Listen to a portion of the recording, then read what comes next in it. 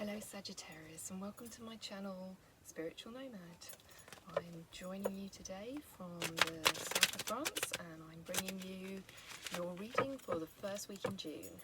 I am currently travelling around in a camper van, and we'll be joining you from different places as I go. So let's see what's been going on for my Sagittarius friends.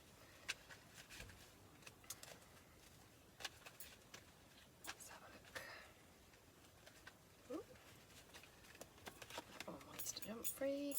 Right.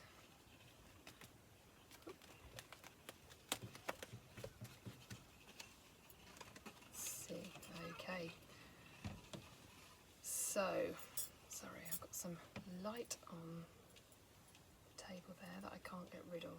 But, so we've got the King of Swords, the Star reversed, and the Queen of Wands upright. So I'm thinking maybe that perhaps there's been something that you wanted to do that you're not going to, or you've been told you can't get to do now. Maybe you were offered a job, it's fallen through at the last minute. Maybe you were about to do a college course and that's fallen through at the last minute. Or you know, perhaps you'd started dating someone and you've been on a few dates and it looked really promising, but all of a sudden they've just gone quiet on you. But you know, this is not, it's not resonating that this is, that's particularly necessarily, if that's relationship wise, that it's for a long-term relationship, and you're taking it more that that's just more of a fledgling thing. So for those of you in long happy relationships, I think this probably more relates to another aspect of your life. Maybe you've been trying for a baby and you're starting to feel like you're getting nowhere, or you're doing your house up. You're starting to basically get that feeling that it's just not working. I'm feeling real like, you know, maybe you're growing vegetables and they're just not coming up how you want them to, or you know, your children aren't going the way you wanted them to. You know, why aren't they listening to me? Because they're their own person, that's why. Okay, so it is all going to come good. The fruition is coming. It's all right, guys. I think there's maybe somebody from your past that you'd pushed back or you'd cut out, and I'm actually thinking this is possibly very distant past. Maybe this is, you know, somebody that you haven't seen since your teens, depending on how old you are, teens, early 20s. You know, if you are in your teens, early 20s, maybe this is somebody you knew when you were 6 who you parted on not so good terms with. I don't know what you fall out with when you're 6. You're going to run into this person, sort of, I think, personally, in a really unlikely, so you go for a college interview or a job interview or something along those lines, and there they are. They're either one of the other reciprocants, or they're the person giving the interview, or some kind of, yeah, you go to a gallery opening and they're the artist and you had no idea. It's and you get talking and reminiscing, and then they're going to, yeah, so they're going to potentially offer you or just inspire you where you were starting to flag.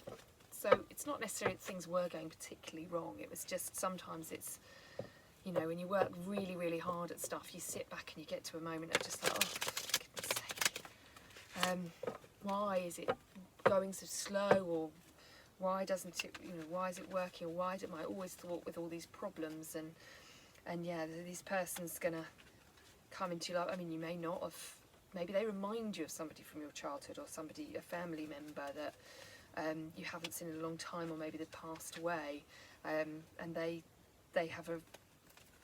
resonate that, some personality traits of that person, and in that they either inspire you or they see something in you and they offer you an opportunity.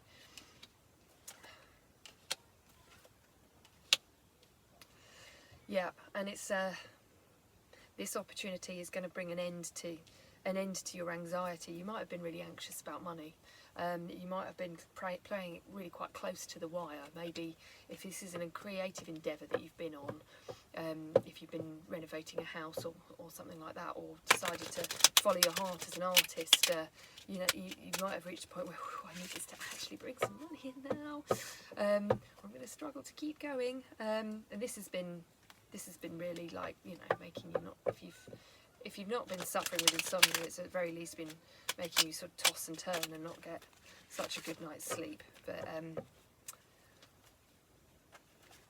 yeah, there's definitely an end to this coming, and I think this person's gonna bring out a softer side in you, Sagittarius. I think sometimes you can be, I mean, you're fiery. Fire is passion, and so your passion can work like a double-edged sword. It can work for you, very, very much so, and it can also work against you as well, in a sort of stubborn manner too. And sometimes you can insist on doing things by yourself because you can, and it's like we all can, really. If we put our mind to it, we all can do more. Everybody can usually do more than what they think they can, or better than what they think they can. But you don't have to always do it by yourself. It is okay to let somebody else help. So I think there's quite a strong message there, that even if that help is just to help relieve the anxiety. So they might not be able to help you with your work or your project, or especially if you're an artist, they can't help you create your art. But they might be able to help support you in some other way. Maybe just by listening. I get the impression that there's going to be potentially a strong female figure that's going to be there for you as an ear, not necessarily a shoulder to cry on, because I don't see that you're actually shedding tears over anything going on at the moment. I think this is far more of a sort of stress and anxiety going on. But yes, I know a lot of Sagittarians. Both my parents are Sagittarius, so I know how stubborn you can be.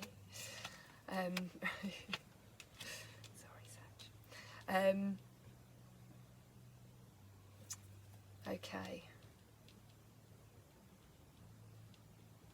Yeah, so you were thinking about letting something go and going in a different direction completely, and what's happening is what this person coming in is going to breathe new life or give you some financial backing that's actually going to help. Maybe it's an old relative that you go and see that's actually going to give you enough financial backing to get your business off the ground, that final bit.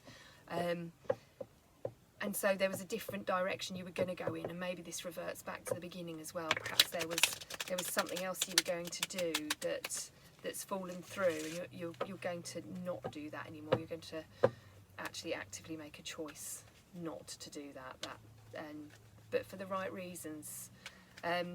Because maybe that wasn't actually the path for you, and it was a path that you'd plucked out of air, out of desperation, because you thought that your initial idea wasn't going to bear fruit, but it is, and actually, if you're busy with something else, it won't.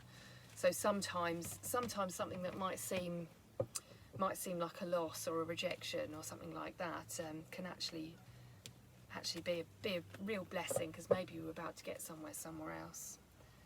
Okay, yeah. So we've got the Knight of Wands in reverse. So slow down. This is the fast, fiery, passionate side of you. This is a strong Sagittarius card. He's passionate when he's like this, and he's riding in, and he can come in really quickly, and he rides straight off past things as well. So he comes into a project, he hits it like a sledgehammer, and he rides right out the other side of it.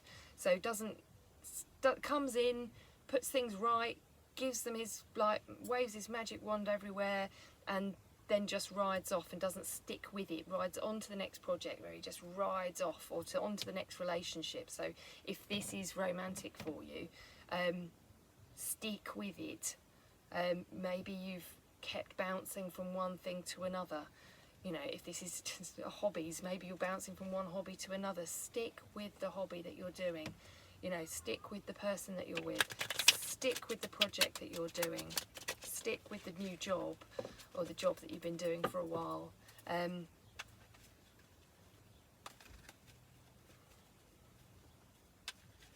I forgot to look at the bottom of the deck there, so we're going to pull you one more card as equivalent to the bottom of the deck.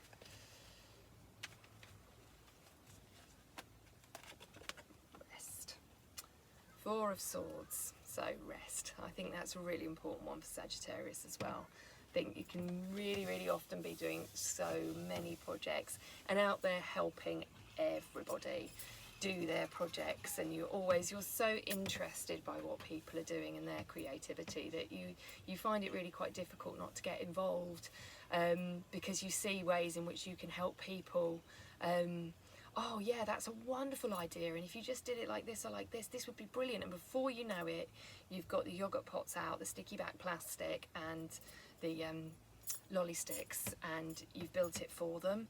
And actually, one, they don't want you to build it for them, they want to build it themselves. Plus two, you need to let them build it themselves. And three, rest. You don't have to do everything. You don't have to do everything for absolutely everybody and for yourself. You can let other people stand on their own 2 feet, and you can let other people be there for you as well. So I hope that that resonated for at least one of my Sagittarius out there. If not, don't worry, this is a general reading, and so it can't resonate for absolutely everybody in everyone's situation right now. And if it didn't resonate for you, then it wasn't for you. So just let it go and don't worry about it. I'm now going to pull you a Wild Offering Oracle card. These have got wonderful messages from Atosha Silver, and the art is by Kate Daisy.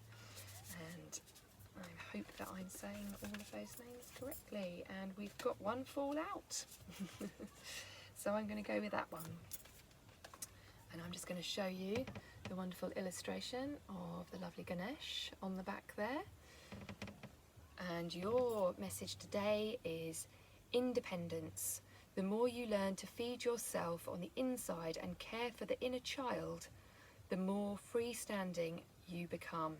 Help me feed and love this inner child, dear Lord. So that's really interesting, actually. So it went back to, so when it was talking about somebody that you haven't seen since your childhood, or somebody that reminds you of someone from your childhood, maybe it's actually reconnecting with your inner child that it was talking about there, if that didn't apply for you in the actual. Perhaps you have pushed your inner child down inside because you've decided that you didn't like them.